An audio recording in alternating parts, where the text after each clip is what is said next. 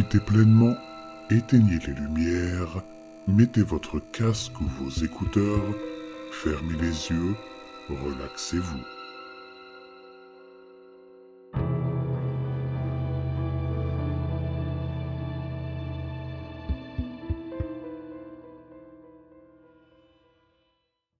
L'un des sujets sur lesquels on me pose souvent des questions concerne des choses comme le Reik, le Wendigo et d'autres légendes apparentées.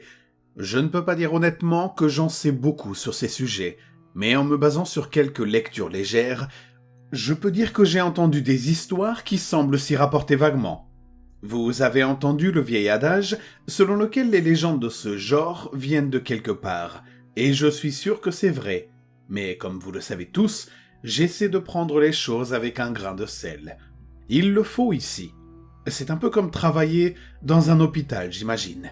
Vous pourriez passer toute la journée à penser au nombre de personnes qui y sont mortes et au fait qu'il y a probablement des fantômes, ou quel que soit le nom qu'on leur donne, partout, mais cela ne vous sert à rien. Cela ne fait que rendre votre travail plus difficile. Je pense que beaucoup d'entre nous ressentent cela. Et c'est pourquoi nous essayons de faire notre travail comme si tout allait bien. Une fois que vous devenez paranoïaque, vous ne pouvez plus revenir en arrière, et beaucoup de cadets abandonnent à cause de cela. Mon parc en particulier semble avoir un taux de rotation élevé parce que les cadets obtiennent leur diplôme et sont tellement paniqués par tout ce qui se passe qu'ils ne parviennent pas à s'en défaire. Il faut apprendre à intérioriser les choses et à s'en détacher. J'ai parlé à Cadet de son expérience, car je voulais savoir ce qu'elle pensait du Wendigo. Elle n'avait rien de particulier à dire à ce sujet, si ce n'est qu'elle ne voulait pas trop y penser. Mais elle m'a dit qu'une de ses amies avait vécu quelque chose de similaire. J'ai contacté cette personne, H, par Skype, et elle a accepté de me parler un peu. Cette personne est au courant de mon travail ici, et elle est d'accord pour que je vous parle de son histoire. La voici. J'ai grandi dans le centre de l'Oregon, et il y a une réserve appelée Warm Springs à environ 2 heures de là où je vivais. Je ne le mentionne pas parce que beaucoup de gens de ma région ont des amis là-bas, et qu'une grande partie des terres de cette région appartient à cette tribu. Lorsque j'étais enfant, nous avions l'habitude de camper là-bas. Pas sur la réserve, bien sûr, mais dans cette zone. Et j'ai rencontré beaucoup d'enfants qui avaient grandi là-bas. J'ai appris à bien connaître l'un d'entre eux, qui s'appelait Nolan, et nous avons fini par nous voir souvent lorsque nos familles étaient dans la région. Nos parents se sont connus, alors nous nous sommes tous contactés, nous avons tous campé à peu près au même moment. Nous campions pendant environ 2 semaines, ce qui fait que nous sommes restés longtemps dans la région. Enfin, je suppose que ce n'était pas vraiment du camping. Nous prenions nos tentes et tout le reste, et nous les installions à l'écart du camp la plupart du temps. Quoi qu'il en soit, une année, Nolan et moi étions là-bas. Je pense que nous devions avoir une 12aine d'années. Nous voulions aller camper près de la rivière parce que nous voulions essayer de pêcher la nuit. Je pense que nous devions être à environ 1/3 de kilomètre du camp principal. En tout cas, nous étions assez loin pour que nous ne puissions entendre ou voir personne d'autre. Nous avons passé la majeure partie de la journée à nous amuser. Je ne me souviens pas vraiment de grand-chose, mais nous avons fini par faire un feu à un moment donné, et j'ai été très impressionné parce que mon ami avait un silex ou quelque chose comme ça, et qu'il l'a utilisé pour l'allumer. Je n'avais jamais vu quelqu'un faire ça avant, alors j'ai trouvé ça plutôt cool. Je lui ai demandé de m'apprendre à le faire, et nous avons mis le feu à quelques trucs, ce qui, avec le recul, était vraiment stupide, parce que c'était le milieu de l'été, et si je me souviens bien, l'alerte au feu était jaune ou orange. Mais heureusement, nous n'avons rien déclenché de grave, et quand il a fait nuit, nous nous sommes assis et avons parlé de tout ce dont parlent les jeunes de 12 ans. Mais je ne m'en souviens pas vraiment. Ce dont je me souviens, c'est qu'à un moment donné, il a regardé la rivière par-dessus mon épaule et m'a demandé si je voyais quelque chose. De la façon dont notre camp était installé, nous étions à environ 3 mètres de la rivière, et nous étions au point le plus large, donc il y avait probablement une 20aine de mètres jusqu'à l'autre rive. Il fait chaud là où on était, mais l'eau reste froide, ce qui est important dans l'histoire. Je regarde par-dessus mon épaule, et je vois quelque chose qui patauge dans la rivière de l'autre côté. D'où nous étions, cela ressemblait à un cerf, mais nous ne pouvions pas vraiment l'identifier à cause du feu. Je me suis levé pour regarder de plus près et j'ai vu une paire de bois. J'ai donc pensé que c'était un cerf, mais j'ai trouvé bizarre qu'il patauge dans l'eau et qu'il se dirige vers nous, et j'ai demandé à Nolan ce qu'il pensait que nous devions faire. Il regarde le feu avec une expression bizarre et me dit de m'asseoir et de me taire, ce que je fais, car je ne l'avais jamais vu agir de la sorte auparavant. Il me chuchote de l'ignorer, d'ignorer le cerf et de continuer à parler comme nous le faisions. Mais je ne trouve rien à dire. Il parlait d'un épisode d'une série The Walking Dead, mais j'entendais les cerfs traverser l'eau. Alors, je n'y prêtais pas vraiment attention, et j'essayais de voir par-dessus mon épaule, mais chaque fois que je le faisais, il me frappait sur le bras et m'obligeait à le regarder. Je savais qu'il y avait plusieurs cerfs maintenant, et j'avais envie de regarder, mais il m'en empêchait. Je n'avais pas vraiment peur, je m'en souviens. J'étais juste un peu perdu. Puis, j'ai entendu un ou plusieurs cerfs sortir de l'eau, et j'ai compris à quoi ils ressemblaient.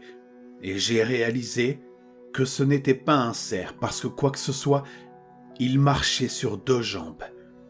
J'ai commencé à me lever, j'étais super paniqué à ce moment-là, mais Nolan m'a ramené au sol, et a parlé plus fort de cette série télé, et je pouvais voir qu'il était aussi effrayé que moi, probablement même plus d'ailleurs.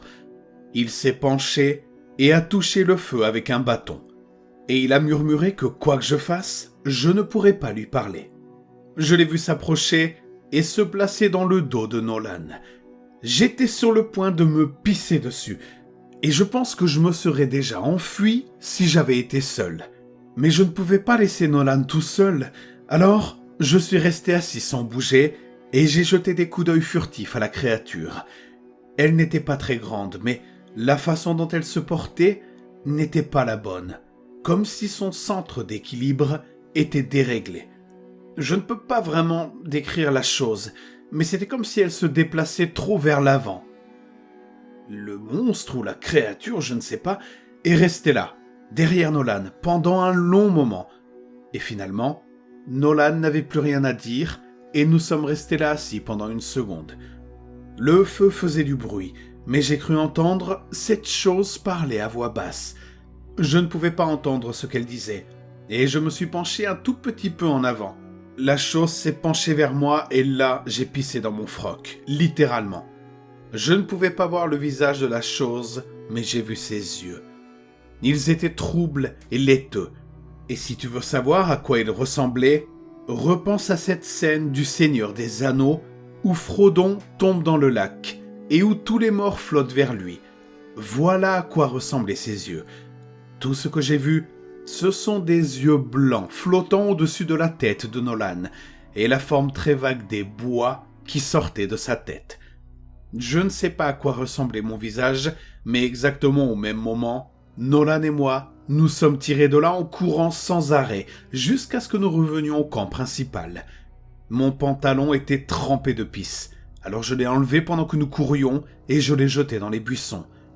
Nous nous sommes arrêtés tous les deux devant le camping-car de mon père et nous ne voyions rien qui nous poursuivait. Alors, nous sommes restés là et avons repris notre souffle. Je lui ai demandé ce qu'était cette chose et il m'a répondu qu'il ne savait pas. Il a dit que son grand-père l'avait seulement averti que si quelque chose s'approchait de lui lorsqu'il était dans la forêt, il ne devait jamais, au grand jamais, lui parler ou écouter ce qu'il avait à dire. Je voulais savoir s'il avait entendu parler la chose, et il m'a répondu que la seule chose qu'il avait pu comprendre était « aide-toi ». Je crois que nous avons fini par dormir dans le camping-car avec mes parents, et la nuit suivante, nous sommes retournés dehors et n'avons rien vu. Cela me rappelle à bien des égards la légende du Wendigo.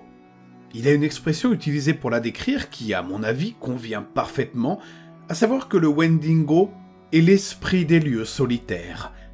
Je sais que parfois, lorsque je suis dans la nature, où je sais qu'il n'y a personne autour de moi sur des kilomètres et des kilomètres, je ressens une sorte d'envie bizarre que je ne peux pas vraiment expliquer. Je ne sais pas si cela arrive à quelqu'un d'autre, mais c'est ce désir de consommer. Ce n'est pas comme si j'avais envie de quelque chose en particulier, mais plutôt cette faim bizarre et distrayante qui vient de toutes les parties de mon estomac. J'ai également voulu en savoir plus sur l'homme sans visage, si j'en étais capable, et j'ai trouvé des choses similaires.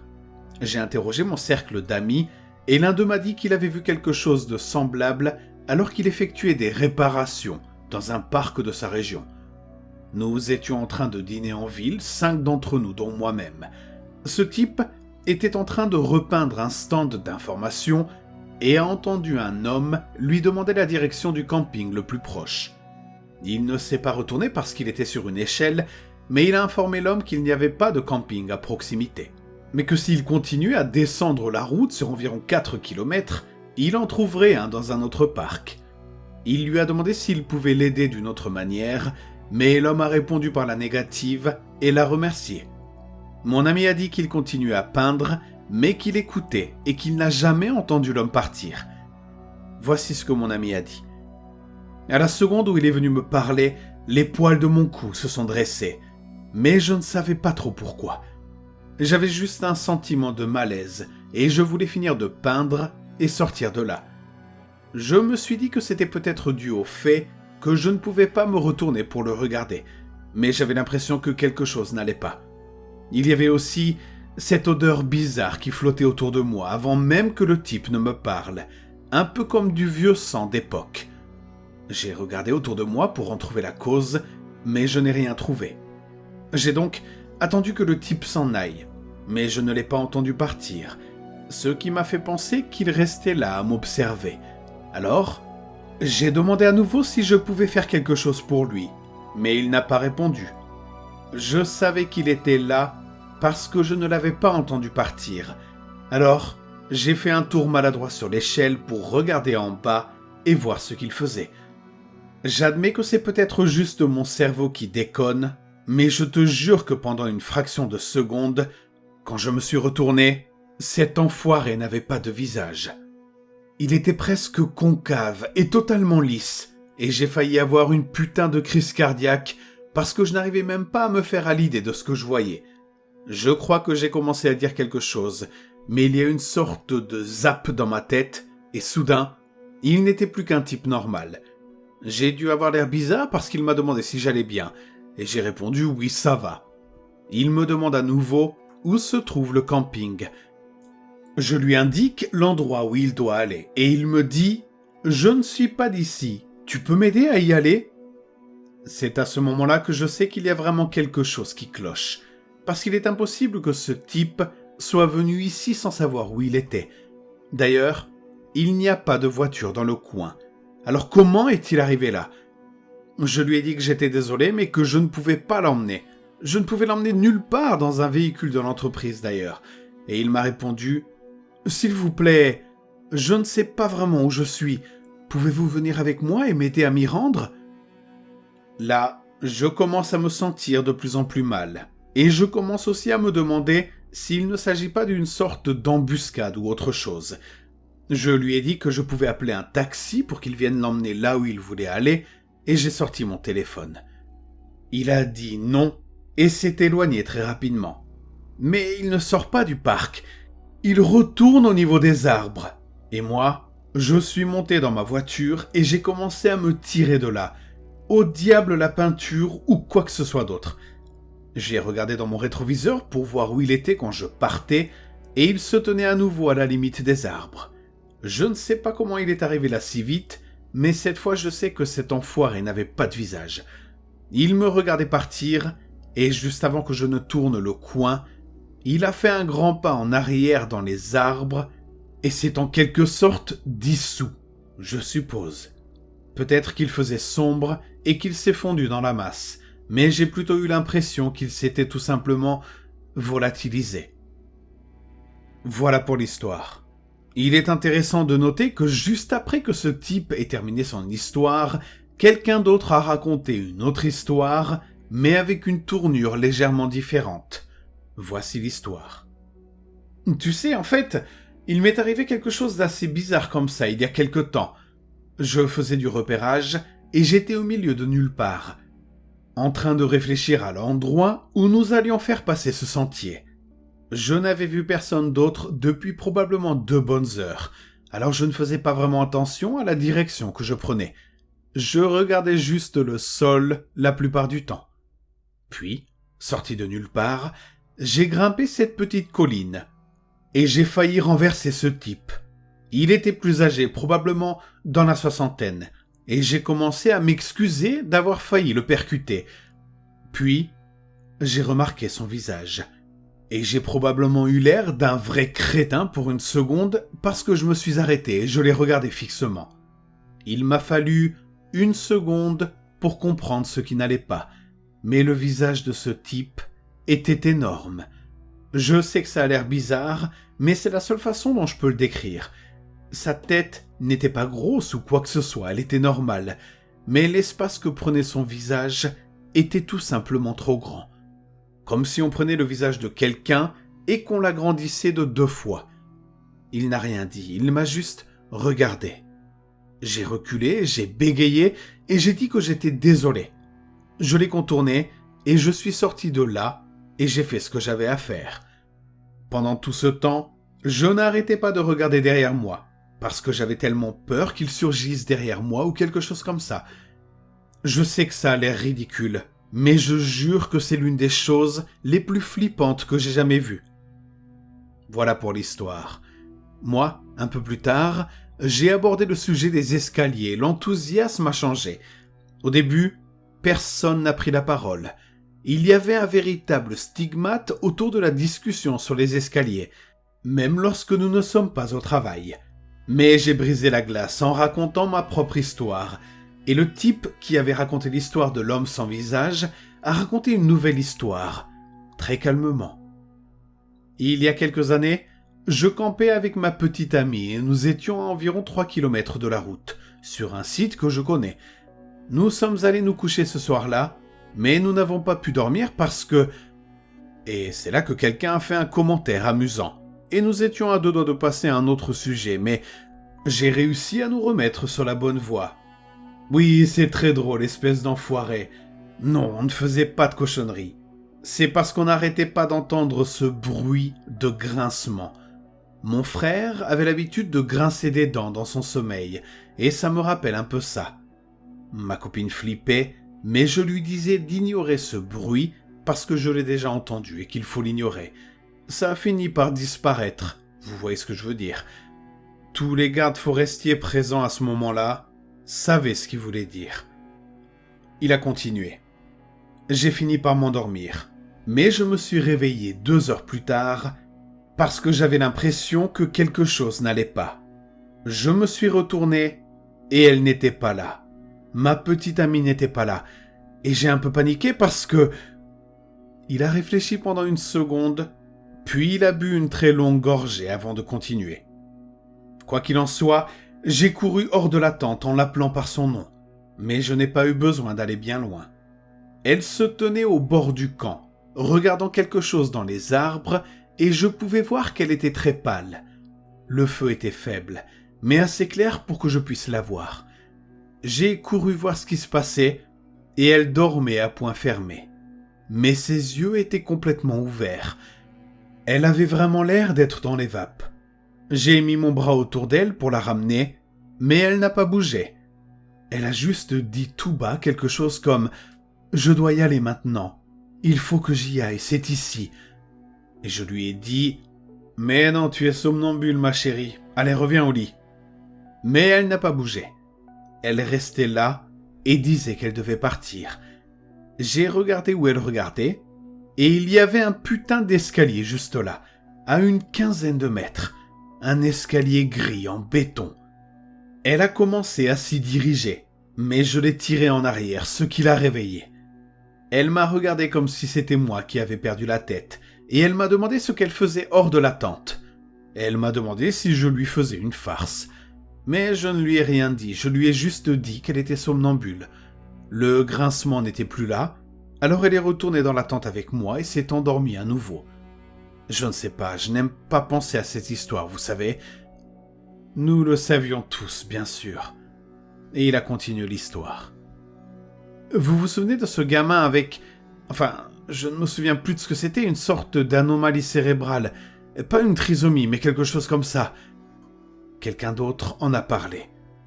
Personnellement, j'ai lu le rapport qu'il a donné quand ils l'ont retrouvé une semaine après sa disparition, et c'était vraiment du grand n'importe quoi. Je veux dire, vaut mieux prendre ça avec des pincettes, parce que qui sait ce que ce gamin pense réellement? Mais certains éléments de son récit, je ne pense pas qu'il aurait pu les inventer. Quelqu'un a demandé « Comme quoi, par exemple ?» Et mon ami a continué. Tout d'abord, il a parlé des escaliers. Et il a dit qu'il avait regardé son père faire un feu et que les escaliers venaient à lui. Et qu'il devait les monter ou quelque chose de mauvais arriverait. Les policiers n'ont pas vraiment compris de quoi il parlait après cela, parce qu'il n'arrêtait pas de répéter « comme le feu de camp ». Comme le feu de camp, comme le feu de camp. Et il continuait à mentionner des sons. Mais il ne pouvait pas dire lesquels, parce que c'était fort et qu'il se couvrait les oreilles pour ne pas les entendre. Mais ce dont je me souviens le plus, c'est qu'ils lui ont demandé où il était allé exactement, et qu'il a répondu qu'il était juste là. Il n'arrêtait pas de se montrer du doigt, et ils ont dit qu'il pensait que cela signifiait qu'il pensait ne jamais être parti. Il a dit qu'il n'avait pas peur parce que les escaliers étaient là, et il a dit qu'ils lui ont parlé. Mais pas comme les gens parlent. Comme je l'ai dit, c'était vraiment alambiqué, difficile à comprendre. Et j'ai l'impression que les flics n'en ont pas retenu une majeure partie. Ils ont fini par dire que le gamin avait une sorte d'amnésie ou de fugue mentale, et qu'il ne pensait pas qu'il s'agissait d'un acte criminel. Cela n'explique pas vraiment pourquoi il est revenu une semaine plus tard en parfaite santé, sans la moindre trace de saleté sur lui et bien nourri. Mais bon, on essaie de pas trop se poser de questions.